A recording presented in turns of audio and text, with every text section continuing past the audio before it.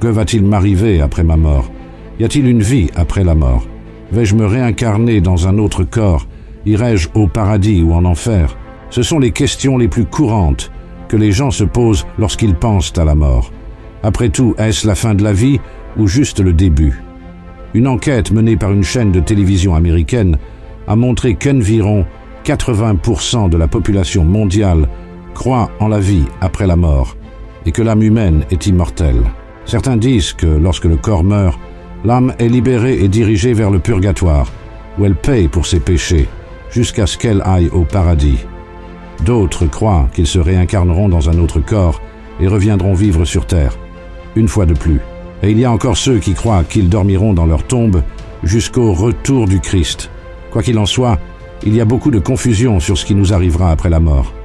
Cependant, toute cette discussion devient inutile lorsque nous regardons la Bible qui est la parole de Dieu, car elle nous apporte les réponses à toutes ces questions de l'humanité. Et c'est pourquoi, dans la vidéo d'aujourd'hui, je vais vous montrer 5 faits sur la mort qui vont vous choquer. Mais avant de commencer, je veux vous demander de vous abonner à ma chaîne et d'activer la cloche de notification pour recevoir toutes les notifications chaque fois que je publie une nouvelle vidéo d'Accord. Alors venez marcher avec moi, d'Accord? Allons-y. Le premier fait est que les morts ne peuvent pas entrer en contact avec les vivants. Une autre croyance très répandue parmi les personnes de différentes cultures et religions est que les morts continuent d'influencer la vie de ceux qui sont vivants et qu'ils peuvent leur révéler des choses cachées. Et le film bien connu qui illustre cette situation est Ghost, mais cela ne correspond pas à ce que dit la parole de Dieu. Voyez ce qui est écrit dans l'Ecclésiaste, chapitre 9. Pour tous ceux qui vivent, il y a de l'espérance, et même un chien vivant vaut mieux qu'un lion mort. Les vivants, en effet, savent qu'ils mourront, mais les morts ne savent rien, et il n'y a pour eux plus de salaire, puisque leur mémoire est oubliée.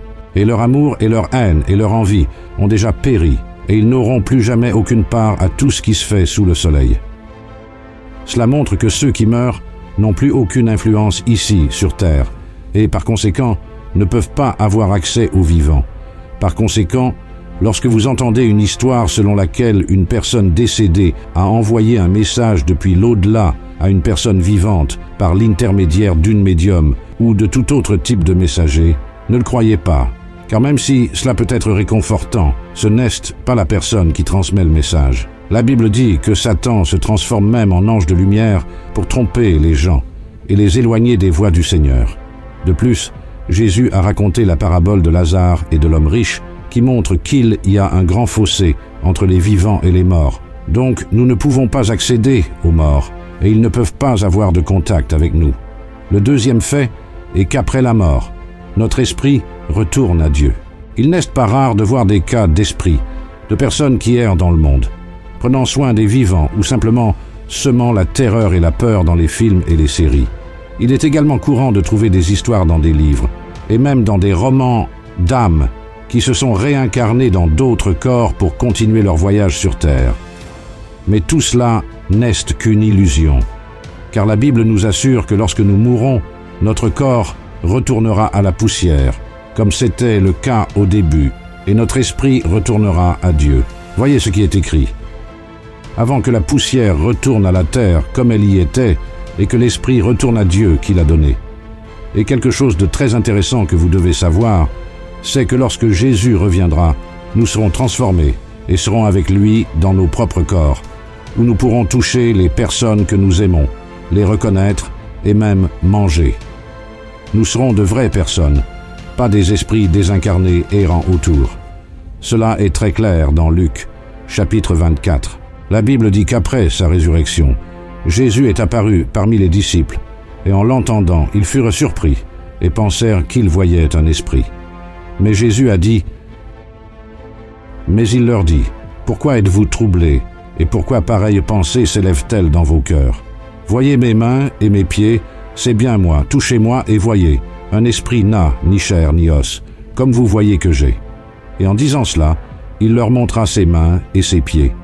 Comme dans leur joie, ils ne croyaient point encore, et qu'ils étaient dans l'étonnement, il leur dit, « Avez-vous ici quelque chose à manger ?» Ils lui présentèrent du poisson rôti et un rayon de miel. Il en prit, et il mangea devant eux.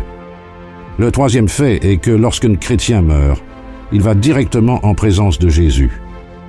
Si vous avez déjà donné votre vie à Jésus et l'avez reçu comme votre sauveur, votre âme ira là où Christ est lorsque vous mourrez.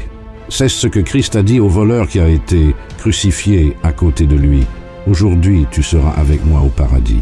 Dans la Bible, le mot paradis et l'expression le sein d'Abraham, que nous lisons dans Luc 16, 22, étaient deux expressions utilisées par les Juifs pour symboliser l'état de bonheur et de repos que les fidèles auraient après leur mort. Et dans ce passage du voleur sur la croix, Jésus affirme que cet état de bonheur et de repos est avec lui. Et dans le livre des Actes, nous lisons également que Étienne, juste avant sa mort, a vu Jésus debout à la droite de Dieu, dans le ciel, prêt à le recevoir. Alors qu'il était lapidé, Étienne a dit « Seigneur Jésus, reçois mon esprit », ce qui signifie que l'esprit d'Étienne, au moment où il quittait son corps, est allé en présence de Jésus. Enfin, nous avons aussi un enseignement de l'apôtre Paul. À la fin de sa vie, Paul était emprisonné et attendait le jour de sa mort. Mais il n'avait pas peur de mourir. Au contraire, il attendait avec impatience d'être avec Jésus et disait « J'aille le désir de m'en aller et d'être avec Christ, ce qui est de loin le meilleur ». Cela montre que Paul était certain qu'au moment de sa mort, son esprit irait être avec Christ. Ainsi, dans ces trois cas, nous réalisons qu'aussitôt qu'un chrétien meurt, il va immédiatement là où Jésus est. Le quatrième fait est que les corps des chrétiens dorment après la mort. La traduction du mot « dormir » dans la Bible a deux significations différentes. La première se réfère à la période de repos que nous avons tous quotidiennement. La seconde se réfère à la mort du corps, comme cela s'est produit avec Lazare, qui a été ressuscité par Jésus 4 jours après sa mort. Voyons ce qui est écrit dans Jean, chapitre 11. Après ces paroles, il leur dit « Lazare, notre ami, dort, mais je vais le réveiller. » Les disciples lui dirent « Seigneur, s'il dort, il sera guéri. » Jésus avait parlé de sa mort, mais ils crurent qu'il parlait de l'assoupissement du sommeil. Alors Jésus leur dit ouvertement « Lazare est mort, et, à cause de vous, afin que vous croyiez, je me réjouis de ce que je n'étais pas là. Mais allons vers lui. Voyez ceci, frères. Il est important de savoir que le mot « dormir » dans la Bible s'applique uniquement aux chrétiens. Voyons ce qui est écrit dans 1 Thessaloniciens, chapitre 4. « Nous ne voulons pas, frères, que vous soyez dans l'ignorance au sujet de ceux qui dorment, afin que vous ne vous affligiez pas comme les autres qui n'ont point d'espérance. Car si nous croyons que Jésus est mort et qu'il est ressuscité, croyons aussi que Dieu ramènera par Jésus et avec lui ceux qui sont morts. » Les corps des fidèles sont décrits comme étant endormis, dans un langage symbolique très courant dans le Nouveau Testament, pour se référer au corps de ceux qui sont morts avant le retour de Jésus, et non pas à l'esprit et à l'âme. D'accord. La preuve de cela se trouve dans Matthieu 27, 52, qui dit « Les sépulcres s'ouvrirent, et plusieurs corps des saints qui étaient morts ressuscitèrent. » Et le cinquième fait est que les corps des chrétiens se réveilleront au retour de Jésus. Peut-être vous demandez-vous pourquoi nos corps physiques dorment-ils? Se réveilleront-ils un jour? Selon la Bible, oui. Dans 1 Corinthiens chapitre 15, il est écrit qu'après le son de la dernière trompette, à la fin des temps, les corps physiques de tous les chrétiens décédés seront ressuscités, transformés et deviendront incorruptibles. Ensuite, nous vivrons avec Christ et régnerons avec lui dans son royaume ici sur terre. Lisons ce que l'apôtre Paul a écrit. « Voici, je vous dis un mystère. Nous ne mourrons pas tous, mais tous nous serons changés, en un instant, en un clin d'œil, à la dernière trompette. La trompette sonnera, et les morts ressusciteront incorruptibles, et nous serons changés. Car il faut que ce corps corruptible revête l'incorruptibilité, et que ce corps mortel revête l'immortalité. Lorsque ce corps corruptible aura revêtu l'incorruptibilité, et que ce corps mortel aura revêtu l'immortalité, alors s'accomplira la parole qui est écrite. La mort a été engloutie dans la victoire. Amen, frères et sœurs.